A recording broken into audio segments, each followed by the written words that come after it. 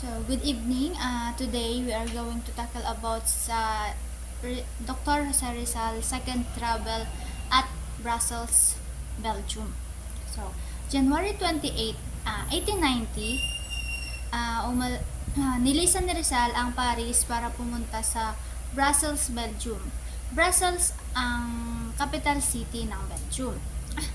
May dalawang reason kung bakit umalis sa Paris si Dr. Jose Rizal, which is ang living cost sa Paris ay mahal at hindi niya na-afford yung mga expenses doon. Ang pangalawa naman, dahil nga sa hindi niya na ma-afford yung mga expenses sa Paris, hindi siya makapag-focus sa pagsusulat ng kanyang mga nobela. Sa paglisan ni Dr. Jose Rizal sa Paris, papunta ng Brussels, kasama niya si Jose Albert. And tumira sila sa isang boarding house na mura at ito ay located sa 38 Rue Philippe Champagne, which is nagpapatakbo nito ang magkapatid na si Susan at si Marie. Then kalaunan, hindi nagtagal si Jose Albert at nilisan niya din ng Brussels. Ngunit pinalitan siya ni Jose Alejandro, which is si Jose Alejandro ay isang engineering student. Then si Rizal din ang unang nag-advocate ng Philippinization of its orthography, o ito yung pag-aaral sa mga letra kung paano siya i-arrange o paano siya pagsama-samahin. Habang nasa Brussels, Belgium si Dr. Jose Rizal, may mga natatanggap siyang liham galing sa Kalamba. Una na dito ay yung paglala ng lagay ng agrarian sa Kalamba. Then, pangalawa, yung pagsampa sa kanila ng kaso ng mga Dominican, which is na pinapaalis na sila sa lupain nila sa Kalamba. And dito din naganap yung pagpapalakad sa kanyang ina ng ilang kilometro at muntik na madapa sa putik. At dahil sa mga pangyayaring ito, napapaisip na si Dr. Jose Rizal na bumalik na sa Kalamba para tulungan ng kanyang pamilya. Then, habang nasa Brussels siya, habang natutulog siya, palagi niyang napapanaginipan ang mga nagaganap sa Kalamba. And dito niya na din napanaginipan about sa kanyang pagkamatay, which is hindi naman siya natatakot doon, and gusto niya lang is matapos yung kanyang mga sulat o tulang ginagawa, lalo na ang El Filibusterismo, which is malapit nang matapos kung hindi lang nagkakaroon ng mga conflict sa Kalamba. And sa kanyang kinakaharap na mga problema sa kanyang pamilya, planano niya niyang umuwi sa Kalamba. Kaya dahil hindi na siya makakapag-stay pa sa Brussels, dahil nga sa lagay ng kanyang pamilya sa Kalamba.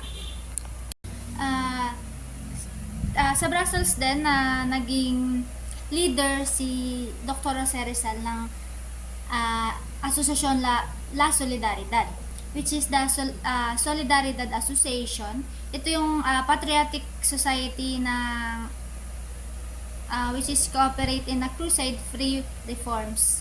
And ito ay inaugurated noong December 31, 1888. And ang mga officers na ito ay si Gallicano Apacible, which is the president ng asosasyon, then Graciano Lopez Haina, which is the vice president, and si Manuel Santa Maria naman ang sekretarya nila. And si Mariano Ponce ang kanilang treasurer, and si Jose Maria Panganiban ang kanilang accountant. By unanimous decision naman po, nanalo si Dr. Jose Rizal chosen a honorary president, which is madaming bumoto sa kanya para siya ang maging leader. And yun na nga, by unanimous decision, siya ang naging leader ng asosasyon. And January 28, 1889, nagsulat si Dr. Jose Rizal ng liham na ina-address niya sa members ng asosasyon. February 15, 1889, si Graciano Lopez Haina ang founded ng patriotic newspaper na tinatawag na La Solidaridad sa Barcelona. And ang La Solidaridad ay pangalan ng asosasyon, at the same time pangalan siya ng newspaper. And ang hangarin ng La Solidaridad ay mapalawak ang kapayapaan sa political at social reform. And gusto din ng La Solidaridad na bigyang pansin ng Spain ang karapatan at patas na pagtrato sa Pilipinas ng bansang Spain. Okay, ang unang article naman na sinulat ni Dr. Jose Rizal sa La Solidaridad ay ang Los Agricultores Filipinos or the Filipino Farmers. Ito ay na-publish noong March 25, 1889, 6 days bago siya umalis sa London para pumunta sa Paris. Sa pagpapasya naman ni Dr. Jose Rizal na umalis or tumigil na sa pagsusulat sa La Solidaridad, noong August 7, 1891, si Marcelo H. del Pilar ay sumulat kay Dr. Jose Rizal na humihingi ng paumanhin or patawad sa kanyang kung ano man ang dahilan ng kanyang retirement. And para bumalik din siya sa pagsusulat sa La Solidaridad. Tumigil si Rizal sa pagsusulat sa La Solidaridad sa kadahilan ng una, kailangan ni Rizal na tapusin ang kanyang mga sinusulat na libro at mga tula. And gusto niya din na magtrabaho ang mga kapwa niya Pilipino. And kinoconsider din ni Dr. Jose Rizal ang importansya ng panig at pagkakaisa ng mga Pilipino. Then, isa pang dahilan kung bakit tumigil na si Dr. Jose Rizal sa pagsusulat sa La Solidaridad ay ang kanilang bangayan ni Marcelo H. del Pilar, which is siya na yung nangunguna na maging leader sa La Solidaridad. Kaya minabuti niya ng magpaubaya at mag-retire na lamang sa pagsusulat upang matapos niya ang mga sinusulat niyang libro. July 5 naman, 1891, umalis ng Brussels si Dr. Jose Rizal para pumunta sa Ghent. Pumunta siya sa Ghent or isang university sa Belgium. Lumipat siya ng Ghent kasi maraming printing shop na mas mura at makakatipid siya sa pagpiprint ng kanyang mga nobela. And